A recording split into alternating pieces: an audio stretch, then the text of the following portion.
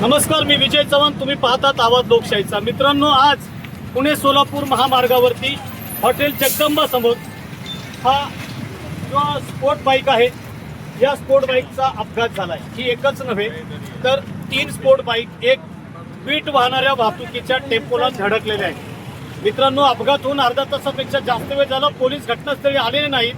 Civil ड्रेसमध्ये एक police महाशय आले होते. ते मात्र तुम्हाला काय करायचे ते करा अशा स्वरूपाची बातचीत करत होते. एकाचा जीव गेला, एक गंभीर जखमी आहे. हे मात्र त्यांच्या दृष्टीने महत्त्वाचं नाही. त्यांच्या दृष्टीने महत्त्वाचं आहे तर त्यांच्या कामाचा कार्यभार. ते असे सांगतात की आम्ही घटनास्थळी होतो आणि आम्ही तिथून एक जणांचं स्टेटमेंट सुद्धा घेतलेलं आहे. मित्रांनो, हा जो पट्टा आहे हा सोलापूर महामार्ग रात्रंदिवस भरधाव वेगाने धावत असतो. मात्र या स्पॉटवरती जिथं अपघात झालाय त्या अपघातामध्ये त्या रस्ता क्रॉसिंगसाठी महामार्गावरती एक जागा ठेवली आणि इथून रस्त्याचे भरधाव वाहनं एक दुसरीकडे जात असतात. परिणामी इथे यापूर्वी सुद्धा अनेक अपघात झालेत आणि यापुढेही होती, पण प्रशासन मात्र याकडे गांभीर्याने बघत नाही. सर्वाधिक महत्त्वाची एक घटना आपल्या पुढे निदर्शन सांगू इच्छितो. वरवड येथे अशा स्वरूपाचं एक क्रॉसिंग होतं आणि तिथं दूध संघाचे माजी संचालक सध्याचे कैलासवासी दिवेकर, ज्यांना रामदास नाना दिवेकर म्हणतात, यांचा सुद्धा असाच अपघात होऊन ते प्रचंड जखमी होऊन अनेक दिवसाचे रुग्ण होऊन त्यांचा मृत्यू झाला. सांगण्याचं कारण असं आहे की प्रशासन ज्या वेळेस एखादी सेवा नागरिकांना देतं, भरधाव वाहतूक असणारी ही रस्त्याची सेवा इथं कशा तरी कारणामुळे अपघातात कारणीभूत ठरती, यावर ते गांभीर्य पाहत नाही.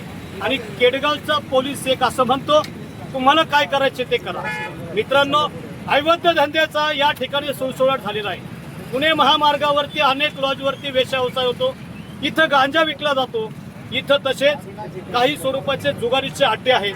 या सर्वांकडे दुर्लक्ष करणारे हे केडगावचं पोलीस स्टेशन अपघाताच्या ठिकाणी सहनशीलतेने वागत नाही. ही सगळ्यात दुर्दैवाची गोष्ट आहे. म्हणून आवर्जून सांगावं लागतो, क्षतरक्षणाय खलनिर्णय हे पोलिसांचं ब्रीदवाक्य केडगाव पोलीस चौकीमुळे कदाचित उलटे झालंय का असा प्रश्न सर्वसामान्य नागरिकांना पडलेला आहे. मित्रांनो, जो माणूस मेलाय, जो अपघातीत जखमी आहे, त्याच्याविषयी सद्भावना असावी, पण पोलिसांमध्ये ती भावना नाही.